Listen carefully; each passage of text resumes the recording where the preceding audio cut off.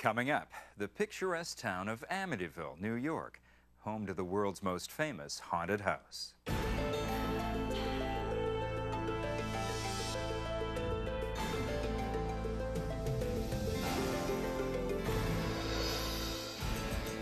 In Amityville, it was the day that lives in infamy when Ronald DeFeo took a high-powered rifle and took the lives of his parents, brothers, and sisters. I couldn't stop if I wanted to. So I thought somebody was inside moving me. 13 months later, a new family moved into the house on Long Island. There was a clanging, there was a banging, there was a scraping. And discovered they were not alone. Whatever was there was very intelligent, very impatient. His abilities are more powerful than we really understand.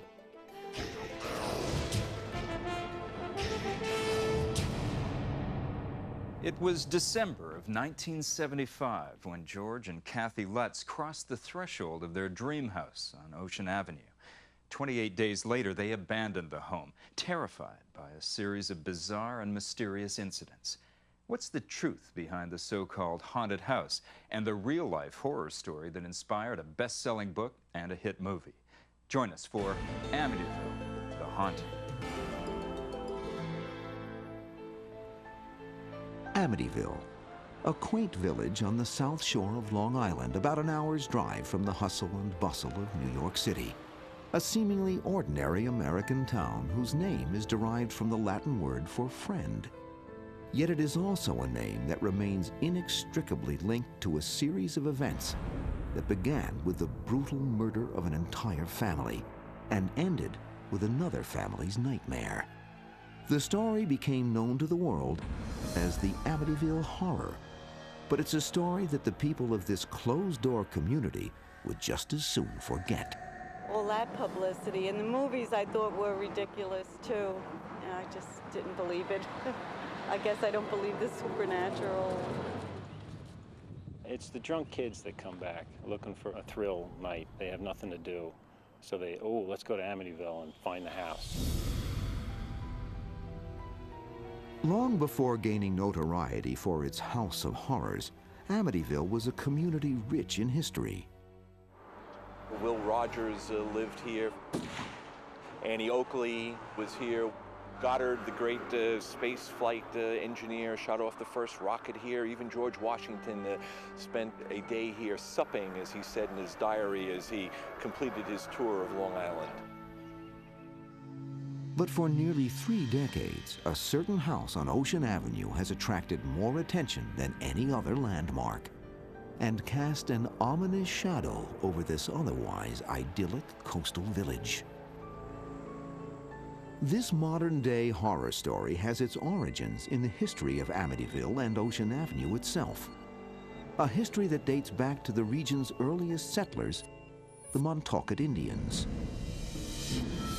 According to legend, the Indians once believed the land now known as Ocean Avenue to be a power spot, perhaps even an area infested by demons. Tribal enemies, or those said to be possessed by evil spirits, were left to die on this land and then buried face down, cursed to stare for all eternity into the dark abode their spirit was sent to join. Montaukets believe there is good and there is evil. The spirit is very movable and it can come and go and do a lot of things. Jay Anson's The Amityville Horror documents another legend about the Ocean Avenue property, one dating back to the Salem witch trials of the late 1600s. According to this account, a man named John Ketchum, after being forced out of Massachusetts for practicing witchcraft, set up residence on or near the spot of Amityville's famed House of Horrors. It is said that Ketchum continued his alleged devil worship until his death, and that his body may be buried somewhere on the property. Early deeds do suggest that Ketchum may have existed, but whether he fled from Salem or ever practiced witchcraft on the land cannot be verified. We were never able to physically connect the Ketchums who were burned at the stake in Salem, Massachusetts. But it's very interesting that there's a Ketchum Street or a Ketchum Place right in the immediate vicinity of the residence. In about 1924, the house at 112 Ocean Avenue is built for John Moynihan and his family. But what isn't commonly known is that this house, which now stands just a couple of blocks away, once occupied the famous Ocean Avenue lot. A house built in 1782, which had been moved because of continuous problems with the people in the house. They moved out. They didn't stay very long. Representatives for the Amityville Historical Society, who refuse to appear on camera, insist that the only reason the original house was picked up and moved was because Mr. and Mrs. Moynihan needed a larger house to accommodate their growing family, not because of any paranormal disturbances. But what of the house that stands on the lot today? Coming back to 112 Ocean Avenue, the families that I found had resided in that dwelling place appeared to have a calamity within each one. There was a drowning off the bulkhead in the back. There were problems for each family. Since access to death certificates is limited under New York state law, the deaths said to have occurred on or near the property could not be confirmed, leaving people to speculate about the true history of the house on Ocean Avenue. In the summer of 1965, the house at 112 Ocean Avenue is sold to the DeFeos, a close-knit Italian Catholic family. It is a prosperous time for the city-bred DeFeos, a prosperity evidenced by their move from a small Brooklyn apartment to the 6-bedroom, 2.5-story Dutch colonial on Long Island's affluent South Shore. The book High Hopes, The Amityville Murders, an in-depth examination of the DeFeo case based on interviews, police records, and sworn trial testimony, takes its title from the sign posted on the DeFeo's front lawn. I think they were more than middle class. And I'm sure when they moved from Brooklyn, when they bought that house, that they had high hopes. The DeFeos have 5 children: John Matthew, Mark, Allison, Dawn, and their eldest son, Ronald Jr., better known as Ronnie or Butch. Ronnie had a close relationship with his mother. His relationship with his father was a love-hate relationship. Mr. DeFeo's way of showing love to his children, especially his eldest son, Ronnie, is by spoiling them with money and material things. It would be nothing for his father to give him, you know, $1,000 for him to spend. He never really had to work. He had a lot of jobs that he lost. He wound up working in a car agency for the father, but he didn't have to. I think they thought that money would make the difference. Look how wonderful our life is. But it's not very wonderful. Material excesses and family discord may not have been the only forces at work in the DeFeo home. From the very beginning, Ronald DeFeo Jr. senses that he is not alone in the house. Well, when I first moved in, you start hearing noises and different things at night. Noise, like you thought somebody might have been walking around, pipes banging. Oh, they were always saying somebody's in the house, ghost, or once in a while you'd hear screaming, but there wasn't nobody screaming. According to trial testimony, by 1973, the incidents of violence and abuse within the family begin to escalate. Ronnie's mother was downstairs doing laundry, but the kids were making a tremendous fuss. And she was yelling at the kids were yelling, and the father kept yelling at her to shut up. He wanted to eat his meal in peace. And she comes up the stairs with a basket of laundry, and the father walks over to the stairs and punches her in the face. She falls down the stairs. He closes the door and he says, "Now we'll have some peace. We can eat in peace." And that scene, for me, summed up what life must have been like in that house. Desperate to escape his troubled home life, Ronnie immerses himself in Long Island's South Shore bar scene and the early 1970s drug subculture. He was into heroin. He was big into speed. He would take LSD. So I think he was a very heavy user, and he probably started very early.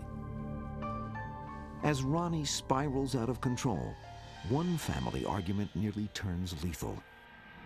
All sorts of violence is going on. Ronnie's sister Dawn and her father are having a violent argument. And so Ronnie's going to settle the argument. Picked up a shotgun. I knew the gun was loaded, you know. And I said, that is a hell of a one to kill him. Hey!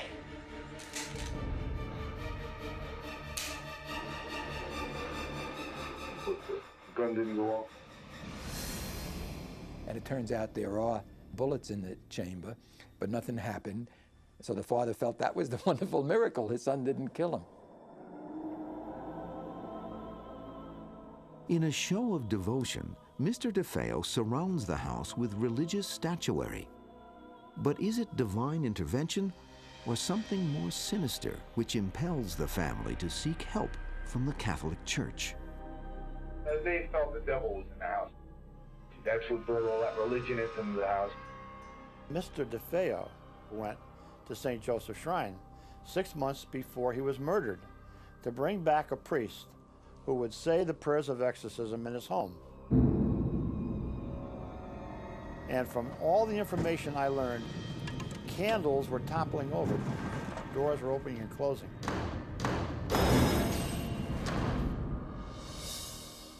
A letter from St. Joseph's Oratory in Montreal, Canada, states that they have no official record of this incident.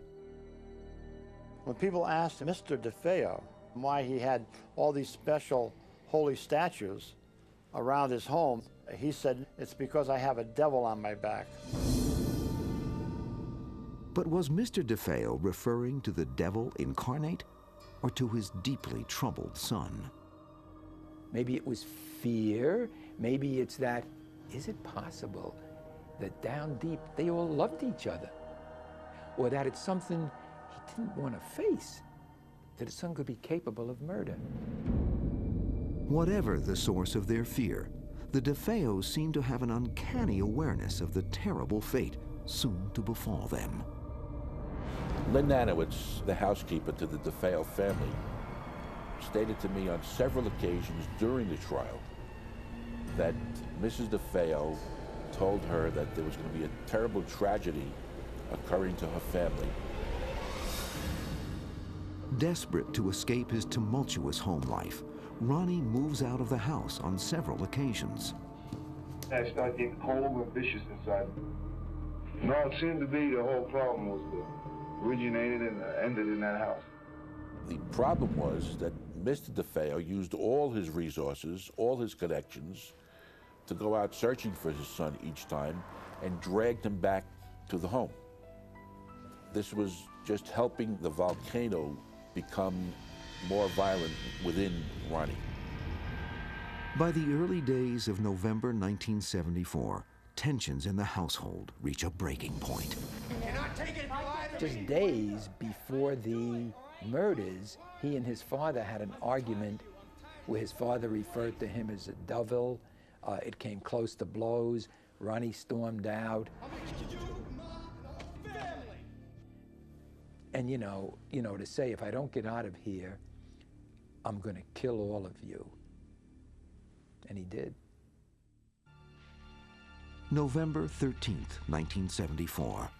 While his family sleeps, 23-year-old Ronald DeFeo Jr. sits in a darkened room watching television. The television program he was watching was an Army movie called Castle Keep. And in this picture, the last 15 to 20 minutes is complete destruction of the American and German troops. Ronnie said that during this movie, he heard his family members whispering, and he thought will believe that they were conspiring to kill him. At or about the end of the movie, he said that a person with black hands appeared and gave him the rifle. And he went ahead and he proceeded to shoot each member of his family. No, I shot my father first, then I crossed over onto my mother's bed. After that, I tell you honestly, I couldn't stop if I wanted to. I couldn't put the gun down. So I felt somebody was inside moving me.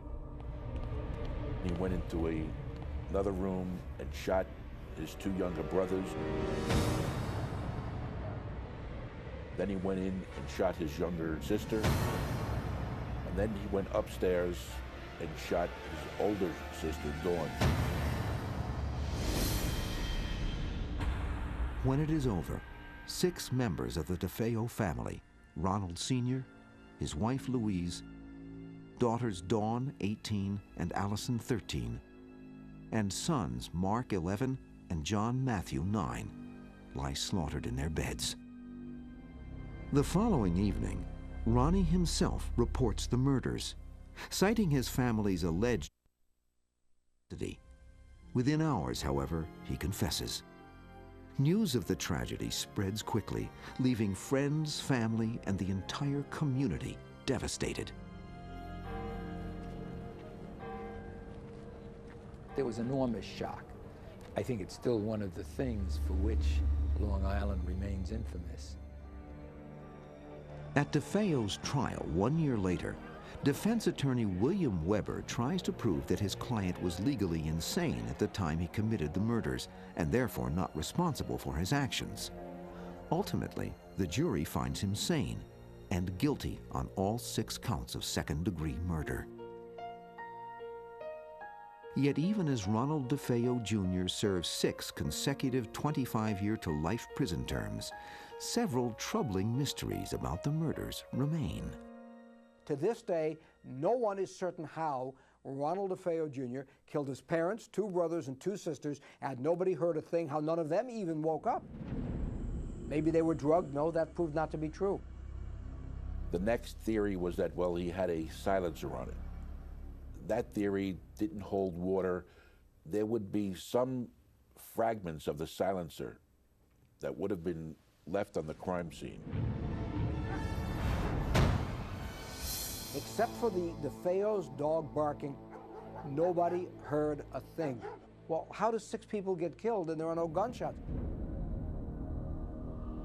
One possible explanation is offered by parapsychologist Hans Holzer. When there is a strong psychic field, sound will be inhibited. We know this from other cases because the electromagnetic field, which is representative of an entity of this kind, does interfere with the perception of sound, and sound was not heard. Others believe that the position of the 6 bodies bears an eerie similarity to the local Indian legend, which holds that tribal enemies were buried face down. An Indian curse, some say, may have driven Ronald DeFeo Jr. to murder. Young DeFeo had always been very high-strung and certainly given to psychic ability. And it is not inconceivable that the influence in the house were manifested gradually through him. I think the entity tried to get him out of the house because the house was on sacred ground. Town officials and the local Indians themselves dispute any notion of curses or sacred burial grounds. Yet no matter what questions remain, the village of Amityville will be forever linked with these tragic murders. There isn't a day that goes by that I'm not asked questions relating to the DeFeo case. This was a tragic incident that happened to a middle-class family, a family that could very well have been my neighbor, your neighbor, anyone else's neighbor.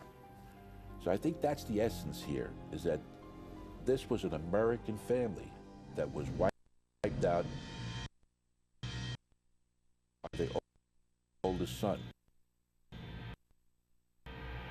After DeFeo's trial and conviction, The people of Amityville believed the horror was over. It had just begun.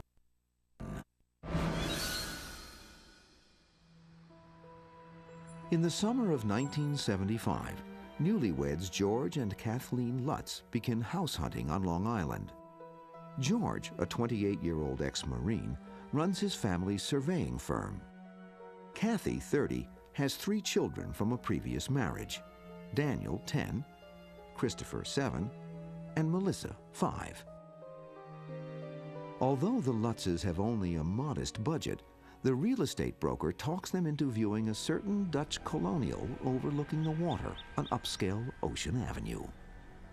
This is the first interview the Lutzes have granted in more than 20 years. We first saw the house in the fall of 1975. Went over with the broker. She said, I wanted to show you what the other half of Amityville lived like. Pulling up to it, she started to tell us things that the house had as far as the number of bedrooms.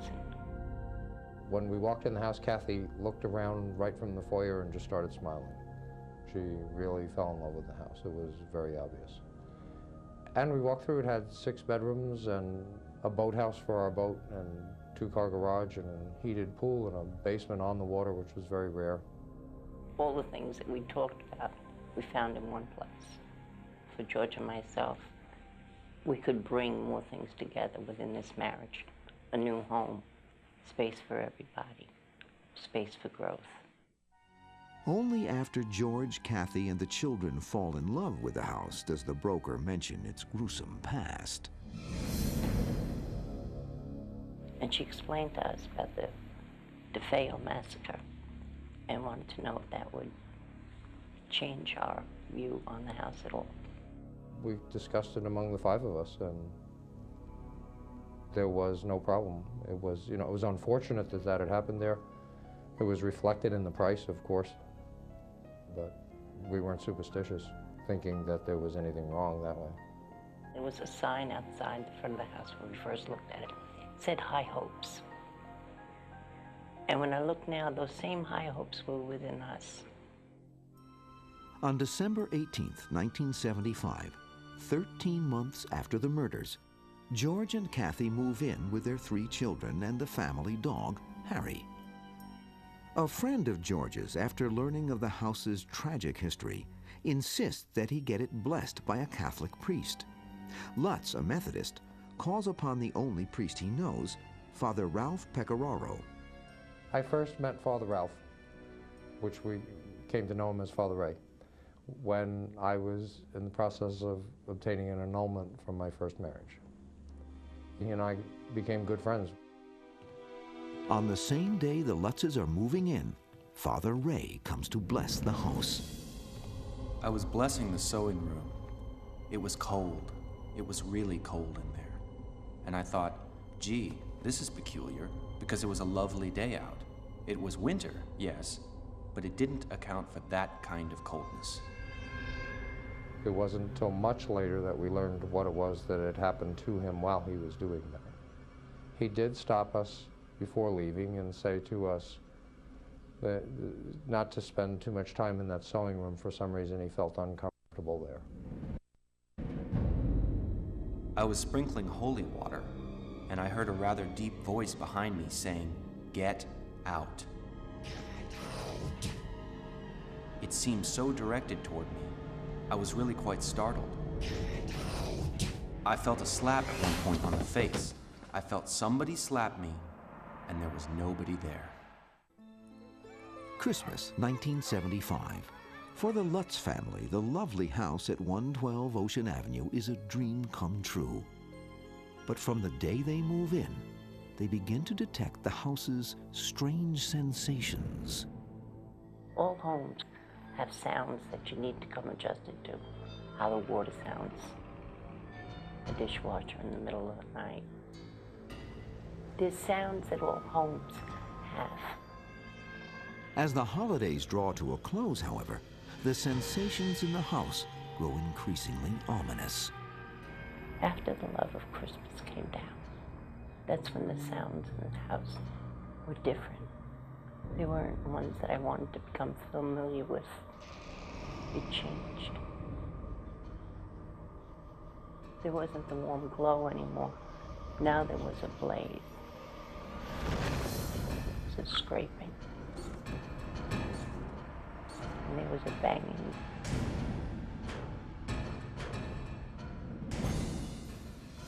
The children who had been anticipating a holiday were now anticipating different things that brought a fear on. We each saw things so drastically different than the person right next to us that it was very hard for us to communicate even as a family. When I look back, sometimes I describe it like a three-ring circus, each one being in their own room or their own area of the house, experiencing for themselves something different than what the other person was. George is attacked by a sensation of intense cold. He compulsively builds fires in the living room fireplace, but he can never get warm enough. He became obsessed with how much firewood there was, and then would there be enough to keep burning, that he would be continually going about the fireplace, checking the fire. Fights break out between the normally loving family members. Slowly, each of their personalities begins to change. In the ensuing days, the family is subjected to a series of strange and inexplicable events. Extreme fluctuations in temperature, the sickening scent of old perfume, recurring black stains on the bathroom fixtures, and an infestation of flies in the dead of winter. When we first looked at the house, very first time, we noticed no flies anywhere in the house. Especially when you think back now, they were limited, in particular, to the sewing room second floor. Same bedroom that Father Ray had asked us not to use as a bedroom. The longer we were in the house, the more flies there were in that room. I don't have an explanation for how or why, but that's where they were. As the days wear on, other strange discoveries fuel the Lutz's mounting sense of unease. I was down in the basement one afternoon, and there was a particular shelving area that I really wanted to relocate, and it looked like a portable. So I moved it, and much to my surprise, there was a small room behind it, and it was painted a red. We keep calling it a room, but we don't know what else to call it. It's a very small space. The fact that it was red and that it had an odor was the disturbing part. Then when Harry, our black lab, wouldn't go near the room, cowered away from it, that was more disturbing. This red room was not in the original house plans. Who built it? Why was it hidden? Soon the Lutz's puzzlement turns to abject terror. Night after night, George is snapped awake at 3:15 a.m., the established time of the murders. While Kathy is plagued by nightmares in which she relives the horror of the DeFeo tragedy. There was one that was very vivid in where I experienced where the bullets went in and out of Mrs. DeFeo's body. And I was able to determine who died in what order. And later on, when we met with William Weber, who was the attorney for Ronald DeFeo, and he confirmed what the police had found. And they had never published where the bullets went in and out of the body. George becomes disturbed at the way his wife and children begin sleeping in their beds, the same position as the murdered DeFeos. I would not sleep on my stomach, everyone else did. None of us ever slept on our stomachs before moving in the house. We later came to believe that's the position the bodies were in. Slowly but inexorably, the influence spreads to the children, in particular, 5-year-old Missy, who boasts about her new imaginary playmate, Jody. I recall one morning I was in the kitchen, and Melissa came in. And she said to me, "Mommy, do angels talk?" And I said, "Yeah, I think so." "Why?" And she said, "Well, I think I have an angel in my room." Missy described it as a pig that had the ability to be very big or very small, invisible or visible. But Missy would say things about it that it said that you knew she couldn't make up on her own. One of the most uncomfortable statements that Jody made was, "You will always live here." That's not something that makes you comfortable to hear your child's invisible friend is saying that. George and Kathy dismiss the stories of their daughter's invisible friend until Jody makes its presence known to them. I saw eyes looking down at me from Missy's bedroom window when I would be coming back from the boathouse at night. I would run into the house, run upstairs, and there'd be nothing there. There would be times that Missy would be sitting on her bed talking, and you'd walk past, you'd see the rocking chair moving, but Missy was on the bed. There were a couple of times that we saw eyes from the outside looking into the house. There were tracks in the snow that were made by something with a cloven hoof. During the first 2 weeks of January 1976, a series of terrifying and mind-numbing events finally convinced the Lutzes that some evil force is residing in their house. How do you explain an odor that all of a sudden appears, or a cold spot in a room that you walk through, the cold is not there anymore? Or the front door slamming, and you go running down and the door's still locked, but you heard it happen.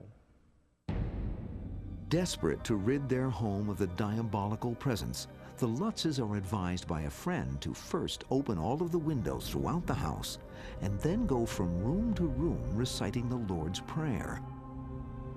Sounded like a solution to us. We did the same thing. When we did that, we heard a chorus of voices say to us, "Will you stop?" I believe that's one of the things that we did that caused the presence there to become less than happy with us. Not until sunrise does the family dare fall asleep, unaware that their battle with the supernatural has just begun. After failing to cast the evil presence out of the house on Ocean Avenue, the Lutzes attempt to seek help from Father Ray, the Catholic priest who first came to bless the house, but find their efforts to reach him thwarted by some unknown force. Anytime I would attempt that call, that contact, we would run into interference on the phone. There were times when Father Ray would attempt to call us, and the connection again would be broken up with static. After we left the house, Father Ray told the story of sitting in the chancellor's office and just discussing the possibility of helping us in some way, and hearing the heat come up in the pipes and the radiators, and the incredible chill, cold that came into the room.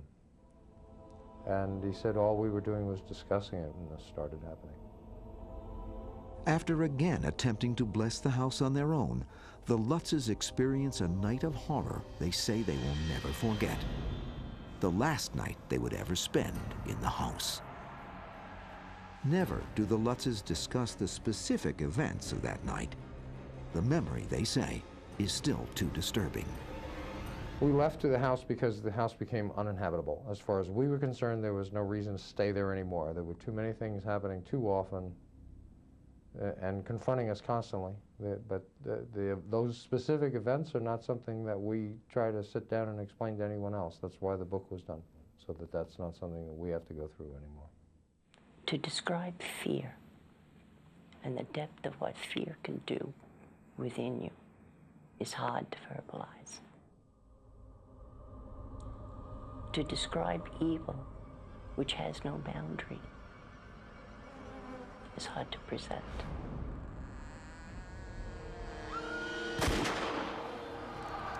But this is what the family was experiencing that night.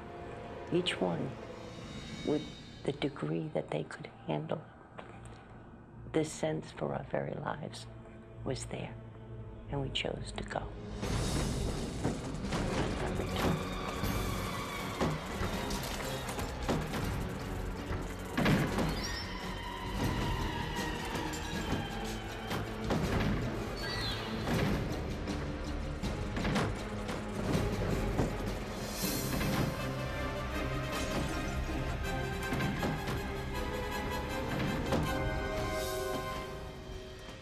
On January 14, 1976, 28 days after moving in, the Lutzes flee 112 Ocean Avenue, abandoning the house and everything they own.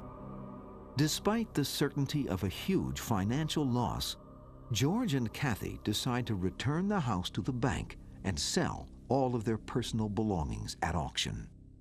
We couldn't eradicate that which was there and didn't want to be responsible for passing it on. We bought the house for $80,000. It had a mortgage of $60,000.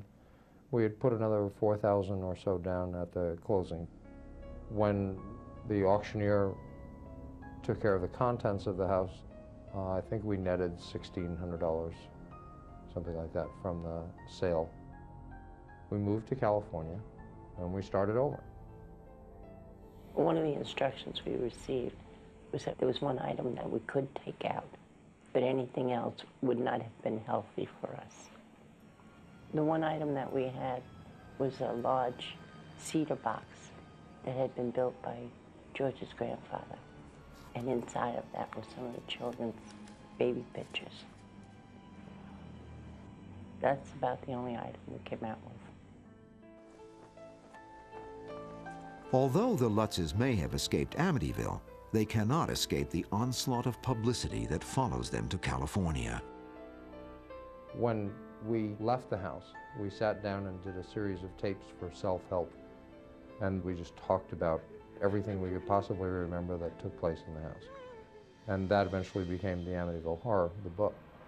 The movie, on the other hand, was a work of Hollywood. In the midst of all the media hype surrounding their story, the Lutzes claim the evil forces continued to haunt them for many years, until help came from the exorcist for the Archbishop of Canterbury. He performed a rite in his church that helped us for the rest of our lives. There came a point when we said we have to stop blaming things that aren't right or going right in our lives on the house. But as time went on, it was like a half-life. It just slowly went away until today it really doesn't exist. George and Kathy, who are now divorced, maintain that their experiences in Amityville have had the most lasting impact on their personal lives. This story of our lives through Amityville is not the story of one person going through. It's a story of a family, 5 members, each one coming with what affected them and bringing it in. I think what we lost there was the people that we had been prior to moving in. The children in particular, their life was so dramatically touched by what they experienced there. So you could retrieve some things, but you couldn't retrieve that portion of your life prior to. But what of the supernatural forces that drove the family out of 112 Ocean Avenue? What exactly were they? And why did they seem to only affect the Lutzes? When we moved into the house, we were practicing transcendental meditation. I think in the practice of that, it opened up the mind and the spirit to other things and brought about a sharpened sensitivity. And I think we opened ourselves up to it. I think that whatever was there was very intelligent, very impatient. I think its abilities are far more powerful than we really understand. I think you know evil from experiencing it. I would say it was demonic. It took a dream and it shattered it. It took innocence and it destroyed it. And it was out for life itself.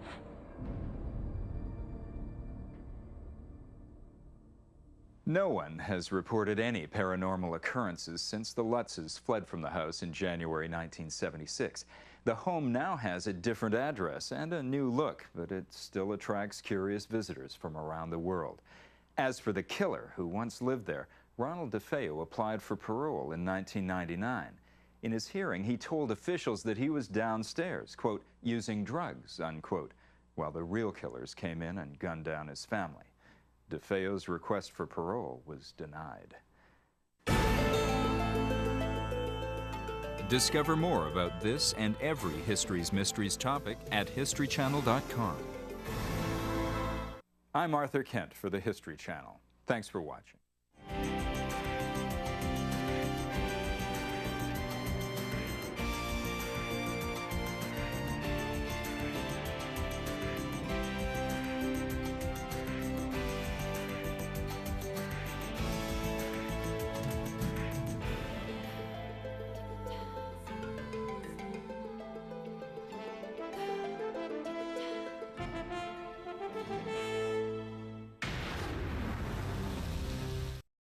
Coming up, the haunted house in Amityville, a genuine ghost story or an elaborate deception?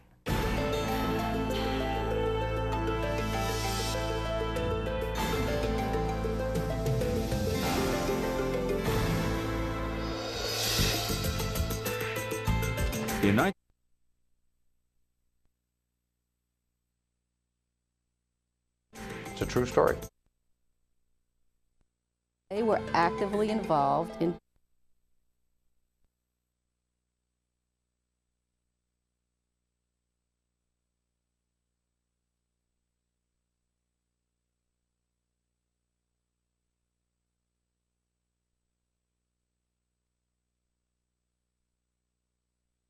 television interview in more than 20 years.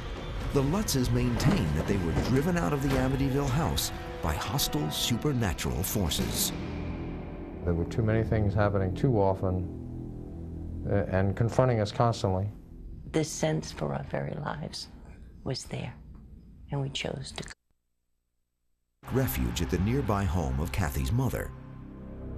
Little more than a week after fleeing the house, the Lutzes contact William Weber, the attorney for convicted murderer Ronald DeFeo Jr. When I first met with the Lutzes, they told me a story about incidences that occurred to them and their children as a result of what they described was a phenomena in the house. And they wanted to know if I had any evidence during the trial or during my investigation that could help them. I didn't believe 90% of what they were saying, but admittedly, I was interested in writing a book on the case. The book that we were contemplating had 3 parts to it.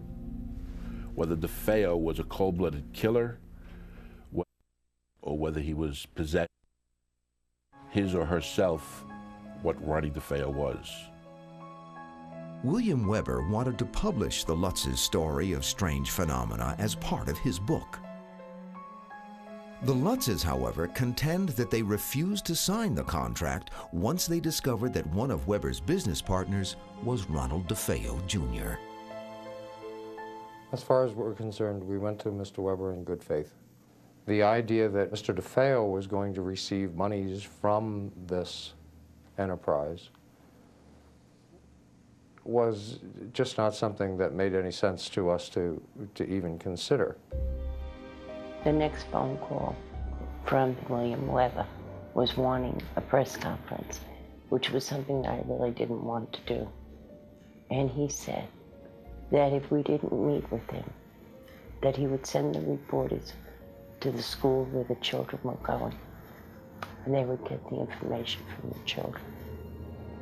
And under that threat, I agreed to the newspaper conference. The Lutz's press conference is held in the offices of William Weber on February 16, 1976. Although they end their association with William Weber soon thereafter, news of the Lutz's ghostly tale spreads quickly, drawing caravans of concerned and curious locals to Amityville's newly dubbed House of Horrors. Meanwhile, George Lutz contacts a handful of area paranormal researchers concerning the strange phenomena in the house. Among them is the late Stephen Kaplan, founder of Long Island's Parapsychology Institute of America. The next phase of the controversy is about to begin. My husband, Stephen, first became involved in the Amityville case when he got a call from George Lutz saying that he would like Steve to come and investigate the house. And I said to George Lutz at the time, I'm going to investigate. My fee is $0, because if you're lying, I'm going to verbally rip you apart. But Lord, help you if you're lying to me, because I don't like lies. My time is precious. I'm going to waste it with garbage. Days later, George Lutz abruptly calls off Kaplan's investigation. When his credentials wouldn't check out and I found out he was representing himself as a vampirologist, we told him it was unfortunate, but we would have no more to do with him. The Kaplans say that the Lutzes gave them a much different reason for canceling their investigation. George Lutz said, well, you talked to the press. We didn't want any publicity. And Steve said, well, if you didn't want any publicity, why'd you call a press conference the other day? We never called that press conference. William Weber called it. The very next day, Stephen Kaplan tells a Long Island newspaper that he believes the Amityville case is a hoax. His first strike in what will become a 20-year crusade to expose the Lutz's story as a fraud. I'm not on the take. I don't sell out, and I believe in integrity. Mr. Kaplan told us rather clearly that Channel 7 was going to make him a star. Evidently, since I didn't contribute to helping him become famous, the only other way for him to become famous was to call the whole thing a hoax. Though what actually transpired between Kaplan and the Lutzes remains the subject of debate, George and Kathy continue their search for a paranormal researcher. Enter Laura DiDio, then a 19-year-old intern with a local television news station. At the time, I'm an aspiring reporter. I just wanted to be Lois Lane, Brenda Starr, Lana Lang. I said, wow, this would be a great story for the TV station. The Lutzes at the time were not talking to anybody. They did not really want to talk to the media. Laura DiDio, he was the first person that came to us and said, look, I don't want anything to happen here that will hurt your family, and I'd like, if you don't mind, to check out the credibility of people that you involved in this investigation. Young as I was at the time, I was still a cynical New Yorker. One of the things that struck me about their story is they seemed genuinely frightened and genuinely moved by whatever had happened to them in this house. A few days later, DiDio introduces the Lutzes to self-proclaimed demonologists Ed and Lorraine Warren. After their initial meeting, George and Kathy agree to let the Warrens investigate. The Lutzes, I think, felt very calmed and comforted by the Warrens, who had a lot of experience in this field. Lorraine especially is a very, very sympathetic, motherly character. It was not even 3 weeks after George and Kathy fled that we actually entered the house for the very first time. Well, when we go into such a home as Amityville, and remember, it was not the Amityville Horror then, it was just another haunted house. I remember going in with the Warrens, and of course you have that sense of anticipation, you know, where you get the little goosebumps, what's going to happen. On the one hand, you'd like to see something happen. On the other hand, you're a little afraid and spooked that if something does happen, you don't want to be in the eye of the storm. On February 24th, 1976, demonologists Ed and Lorraine Warren, accompanied by a television news crew, investigate the abandoned Lutz home in Amityville, New York. The first thing that struck us when we went in was that you would have thought that they were just out for the afternoon. Everything was as they left it. I mean, they weren't kidding when they said they fled the house. The overwhelming impression as I entered the foyer of that beautiful home the first time was sadness and depression. But I was in a home where horrible tragedy had occurred. And of course, what you do remember is that 6 people were murdered in this house. So that's enough to make things spooky.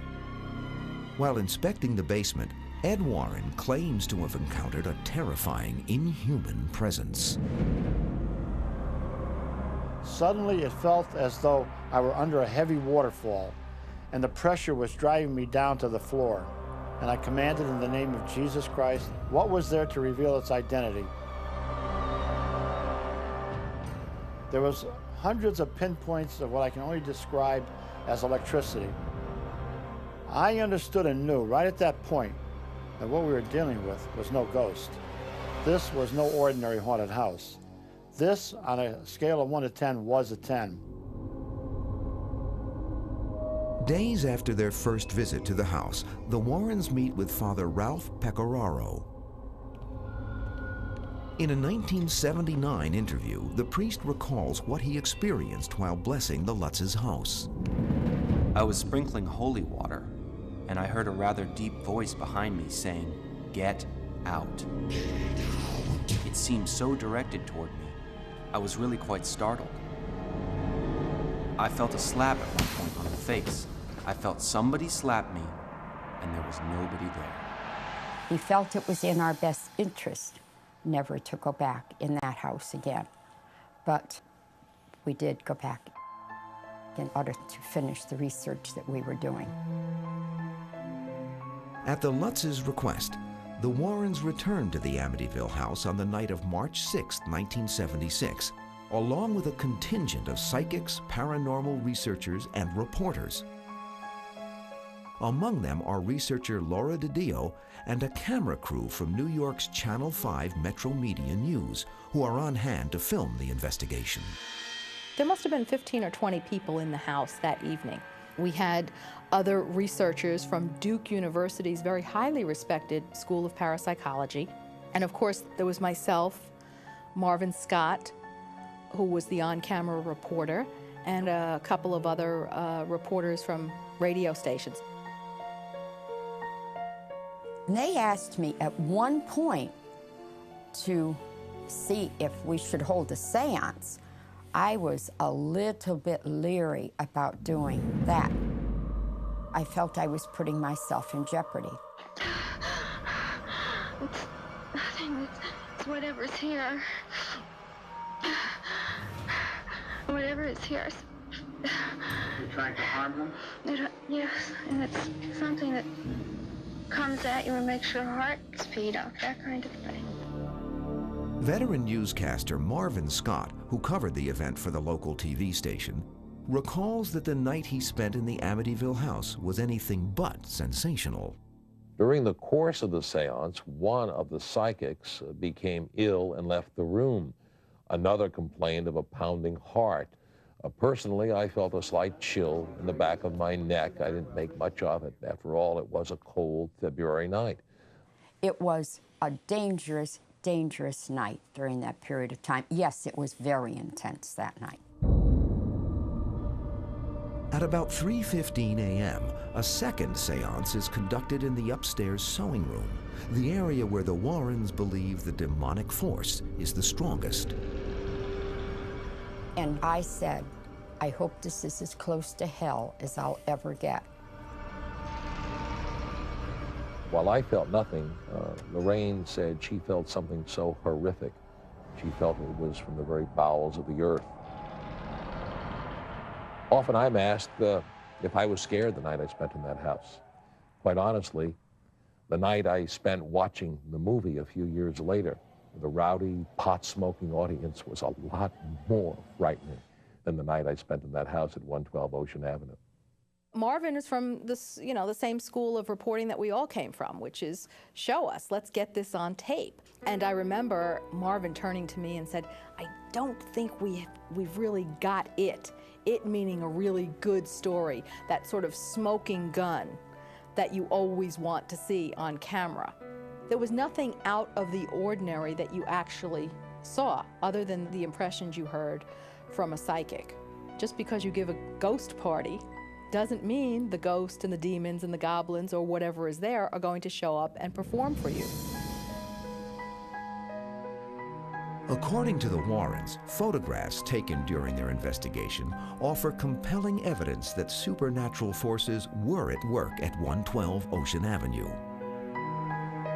Remember that Gene Campbell, the man who took these pictures, is an expert. Well, you're looking at a face of what looks like a child. If you look at it, it looks like luminescent eyes, but it could be eyeglasses, it could be anything. A demonic spirit. It can appear as anything it wants to appear as. Although they insist that no children were present in the house when this photograph was taken, the Warrens admit that it has never been scientifically authenticated. For the believer, no evidence is necessary. For the atheist and the skeptic, no evidence is possible. That settles it right there. By the spring of 1976, George and Kathy Lutz forfeit their $24,000 investment in the Amityville house and move to California. Meanwhile, paranormal researcher Stephen Kaplan sets out to prove that the Amityville case is a not-so-clever hoax. If you go back and get the original newspaper articles that first came out, the story changes each time there's a new version. Although the Lutzes admit that certain aspects of their story were exaggerated and misrepresented by the press, they insist this had more to do with the sensation-starved media than with them. That was just the beginning indication of what things the media would say and be wrong, would end up being quoted wrong, said wrong. There's a possibility that anybody can be misquoted. However, that doesn't mean the story that they were telling is true. As interest in the Lutzes' haunted house story grows, debunker Stephen Kaplan goes head-to-head against religious demonologists Ed and Lorraine Warren on a series of radio and television programs. I said to him one time on a program, "You're a parapsychologist. You are Dr. Stephen Kaplan." "Yes." "What kind of instrumentation did you use?" All right, one of the scientific things we use is people to research the history of the house, to try to get an idea of the construction. And yes, but what about in the house? Yeah, you're not answering the question, Steve. Right. We had people with electric equipment inside the house. What would you call that equipment? I wouldn't have the terminology for that. But you're a parapsychologist. Yes, I am, but I'm not an electronics expert. Soon their public debate sparks a bitter personal conflict that rages on to this day. Ed and Lorraine Warren, I think, are the biggest phonies and the most dangerous people around because they are the type of individuals that scare people out of their homes. I believe the Warrens are taking advantage of the public. They make their living from this field. Unlike Stephen, he made his living from teaching. He was no parapsychologist. He had no doctorate. The man was as phony as a $3 bill. As the conflict between the Warrens and the Kaplans continues unabated, attorney William Weber contacts another paranormal expert, Professor Hans Holzer, regarding the still abandoned house at 112 Ocean Avenue. It is January 1977, nearly 1 year after the Lutzes ended their association with Ronald DeFeo Jr.'s trial lawyer. Once Ronnie was convicted, the next line of attack was to appeal the case. And that's what was done. William Weber came to me when the young man was already in jail and asked whether I could help reopen the case on the basis of what my findings were. Today, however, William Weber denies ever having requested Holzer's help with Ronald DeFeo's appeal. I don't recall whether look, I may have called Hans Holzer in, but it certainly wasn't to investigate the case. Hans Holzer was not as I recall it, brought in to effect an appeal, although Hans had strong feelings that Ronnie was definitely possessed. On January 13th, 1977, Hans Holzer visits 112 Ocean Avenue with deep trance medium Ethel Johnson Myers. Using her psychic abilities, Mrs. Myers theorizes that the house is built on sacred Indian burial ground. The Indian force takes over. When it takes over, it's deadly. Photographs taken during Holzer's investigation show what he believes is evidence of paranormal activity. Superimposed on the scene of me standing up in front of the entranced medium, there appears to be white matter, which we call ectoplasm, and it is quite clearly a man on a horse. Hans Holzer continues his investigation at the Amityville Historical Society, where the curator reveals that the skeleton of an Indian chief had been unearthed on Ocean Avenue during the early part of the 20th century. I'm convinced that Ronald DeFeo was under the power and the influence of the Indian when these things occurred.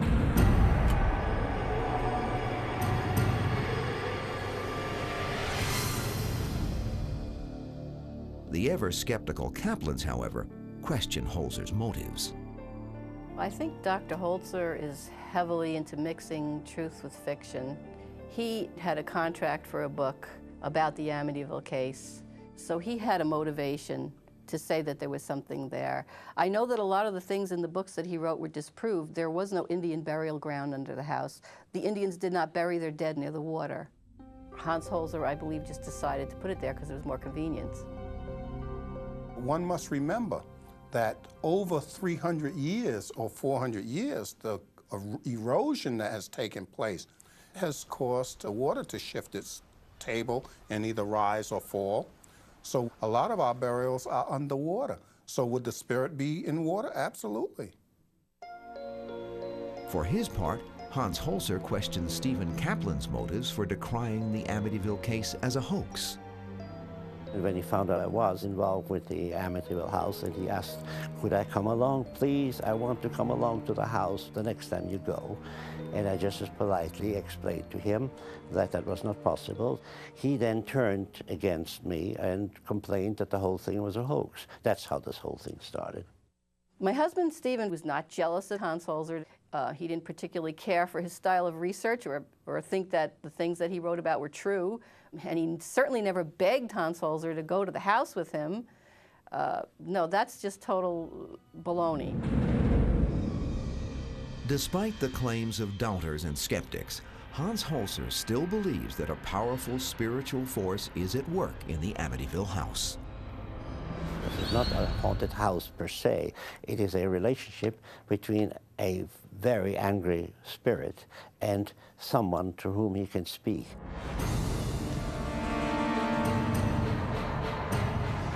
I personally have great sympathy with the Indian chief because his land, his tomb, was desecrated. But on the other hand, there was murder. In the early weeks and months after fleeing the Amityville horror house, George and Kathy Lutz claimed to have recorded a series of audio tapes in an attempt to make sense out of the 28 harrowing days they spent there. The Lutzes recall specific events and their reactions to them, but find it difficult to pinpoint exact times and dates. In the process of doing those tapes, we discovered how many things we remembered individually from a different point of view or a different perspective. If I were to describe a noise that was incredibly loud, like the marching band walking around downstairs, Kathy could be asleep through it. And I couldn't understand how anybody could sleep through such a thing. But she could wake up and remember being touched from behind by someone when there was no one else in the house. In 1977, what begins as a local interest story in the Long Island press snowballs into a national media frenzy that puts the Lutzes directly in the public spotlight. The whole Amityville horror began to take on a life of its own. This is a couple of years after The Exorcist, so maybe people were just in the right frame of mind for a really good ghost story. But the interest in this house and what happened there rose to a fever pitch. The first national article chronicling the Lutz's 28-day ordeal appears in the April 1977 edition of Good Housekeeping magazine. The article is written by Paul Hoffman, who had met the Lutzes 1 year earlier through attorney William Weber. At that point, I was interested in writing a book on the case, and I had brought in Paul Hoffman to assist me in writing the book. Hoffman never had permission from us to go ahead and print that article. We sued Good Housekeeping, we sued Hoffman, we sued Weber. Shortly before moving to California in the spring of 1976, the Lutzes are introduced to Tam Mossman, an editor for the publishing firm of Prentice Hall. Mossman is intrigued by their story and recommends hiring Jay Anson, an established writer of documentary films, to write a book based on their experiences. Anson suggests calling it The Amityville Horror. Kathy and I agonized over the decision whether this should be a book, whether we should stand up to the ridicule that was obviously going to happen. The choice was ours. It was a free choice. We made it together. The Amityville Horror is published in the fall of 1977, its subtitle boldly proclaiming it to be a true story. Although reviews are mixed, strong word of mouth bolstered by a national publicity campaign turned the book into an overnight sensation. Meanwhile, the relentless Stephen Kaplan tries to persuade the public that this supposed true story is an outright fraud. If you compare the original edition of the hardcover version of the Amityville Horror with the first paperback edition, you will see hundreds and hundreds and hundreds of changes that they made. According to the hardcover, the priest was driving on the expressway when the hood of his car suddenly flew open and smashed his windshield. This was impossible because he was driving a Chevy Vega and the hood opened the other way. It couldn't have smashed the windshield. So they changed it to a tan Ford in the paperback. George Lutz claimed that the front door flew off its hinges, and what it was the screen door. The wooden door was still there in place. When we saw the house, it was the screen door that was hanging, and in winter on Long Island next to the water, it's not unusual to lose a screen door. When George and Kathy Lutz said to Jay Anson in those tapes that the door exploded before their very eyes, Jay Anson didn't explain how it happened. It's a telepathic illusion. There was no physical door exploded. In other words, you and I could be in a room together. You see a ghost, I don't see it. That's because the ghost has projected its image to you, not me. That's what George and Kathy would see many times, and that's how ghosts are seen, telepathically. But do the factual errors and dramatic embellishments found in Jay Anson's book prove that the Lutzes conspired to create a hoax?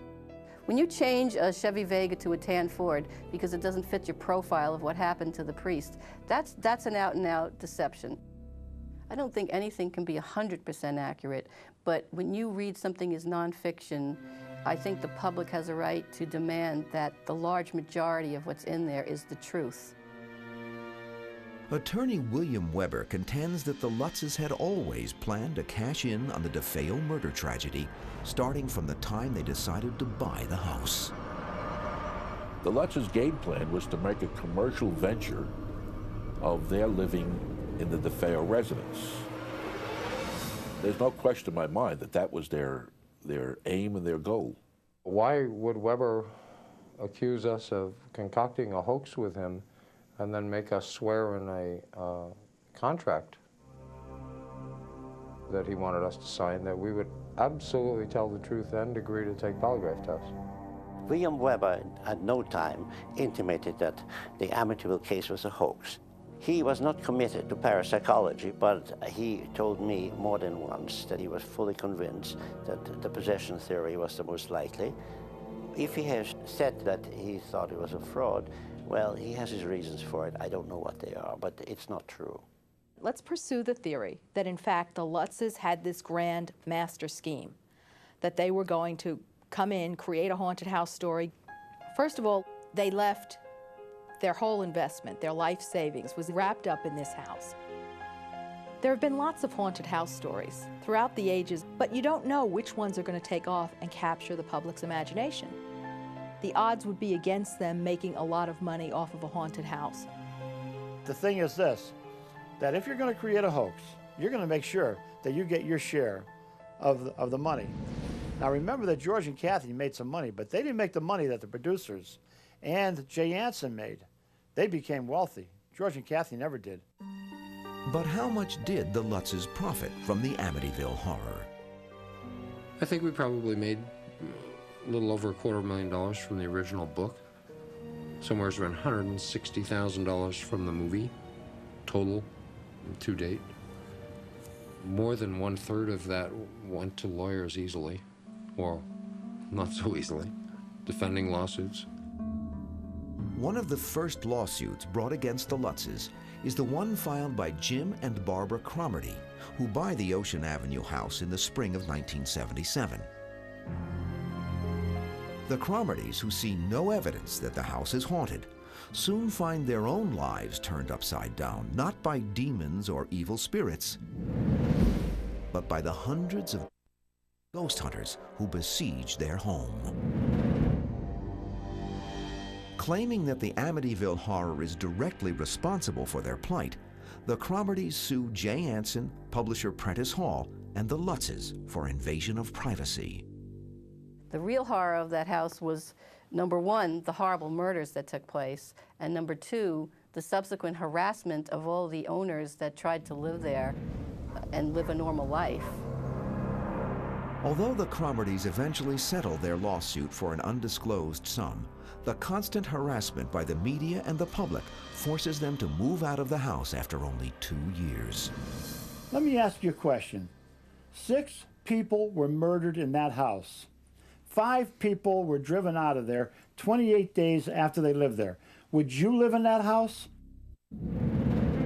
After the phenomenal success of Jay Anson's novel, which goes through 13 printings and sells more than 10 million copies, the motion picture version of the Amityville horror is released by American International Pictures on July 27, 1979. Starring James Brolin and Margot Kidder and boasting an eye-catching ad campaign, the film goes on to become one of the biggest blockbusters of the summer, taking in nearly $80 million at the box office. Days before the movie's release, however, attorney William Weber tells the Associated Press that he participated in the creation of the story and that he is now suing George and Kathy Lutz for stealing the ideas he had suggested to them as part of his own never-realized book project in 1976.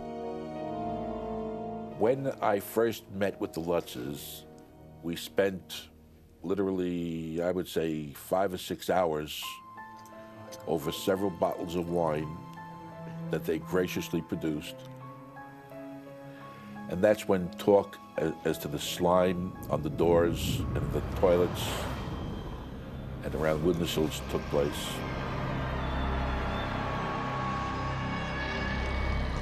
I had suggested certain phenomena could be interpreted as supernatural phenomena. But I knew all along that it was just a commercial venture and it was a fabricated part, and it wasn't true. Mr. Weber is very inaccurate to say that he provided us with any materials that ended up in the Amityville horror. The real problem with answering Mr. Weber is that he can pretty much say what he wants, and I don't feel like going back to court to fight him again. It's unfortunate that some people just seem to go a little nuts when all of this came about. In June of 1979, American International Pictures asks George and Kathy Lutz to submit to polygraph tests, during which they answer questions about their experiences in Amityville. They both pass. The polygraph tests that the Lutzes took were conducted by the Star tabloid. I really don't give much credence to that. They only wanted to be tested by certain experts in quotes, hired by the Star, who was then paying them for writing a story about them. Does this woman actually believe what she's saying when she says these things? The Star had absolutely nothing to do with that test. When American International Pictures said they would pay for the tests, we said we would like them to be with the most qualified people that they can find. They picked Chris Gugas and Michael Rice, who were considered at that time, I think, number 3 in the country for conducting the tests. In September of 1979, Reverend Ralph J. Pecoraro, the Catholic priest who blessed the Amityville house, is ordered to testify in federal court in the $2 million countersuit filed against the Lutzes by attorney William Weber.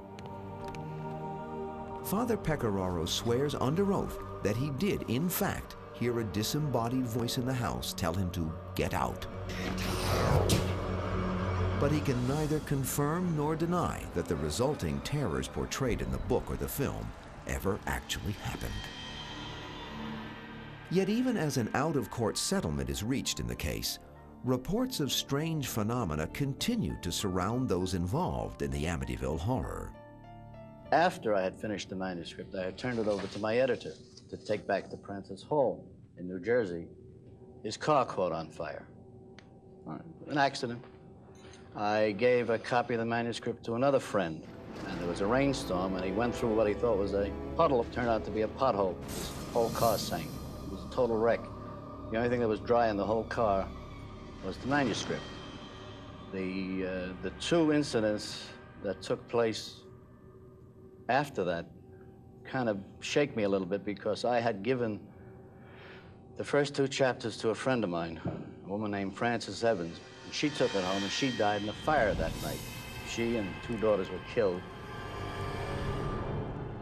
Unfortunately, author Jay Anson does not get to enjoy the success of the Amityville horror for very long.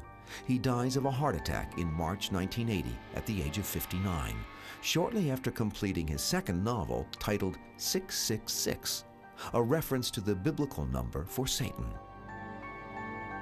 In perhaps the most startling twist of fate, case debunker Stephen Kaplan suffers a fatal heart attack just weeks before the publication of his 20-year expose, The Amityville Horror Conspiracy. Although nearly 3 decades have passed since a bizarre chain of events unceremoniously placed a quaint Long Island village on the map, those who fought to prove the Amityville horror a hoax still insist that there are no ghosts at 112 Ocean Avenue, and never were. Today, if anyone asked me if the former DeFeo residence on Ocean Avenue was haunted, I would simply say, why don't you wait until I write a book and you could buy it to find out. But I would be saying that facetiously, because the house has never been haunted. It isn't haunted today. And the Lutzes, they have my congratulations. They made a very successful commercial venture, and they pulled the wool over the public's eyes. In general, I believe that there could be some kind of residual feeling left over in the house where a terrible murder had been committed. In this particular house, I couldn't tell you. It has just as much of a chance of having strange phenomena as any other house.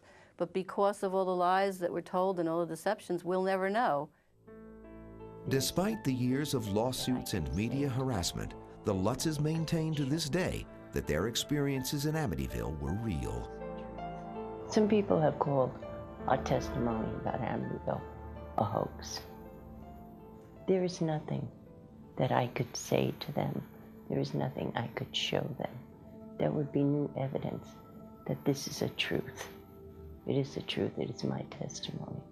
It is where I came from.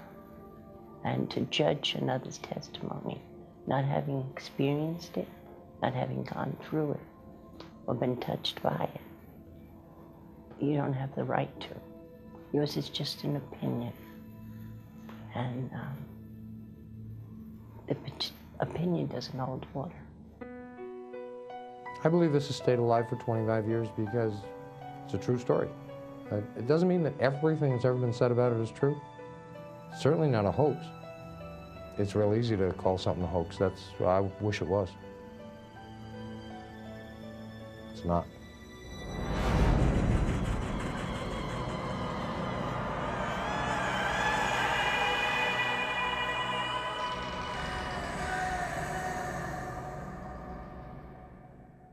Hoax or not, the home on Ocean Avenue remains at the center of the world's best-known haunted house controversy. Since the Lutzes moved out, no other occupants have reported any bizarre occurrences or supernatural visitors. The only haunting has been done by tourists, who are sometimes brazen enough to walk up and knock on the front door, hoping for a peek inside the home that gave Amityville its unfortunate notoriety. Discover more about this and every History's Mysteries topic at historychannel.com. I'm Arthur Kent for the History Channel. Thanks for watching.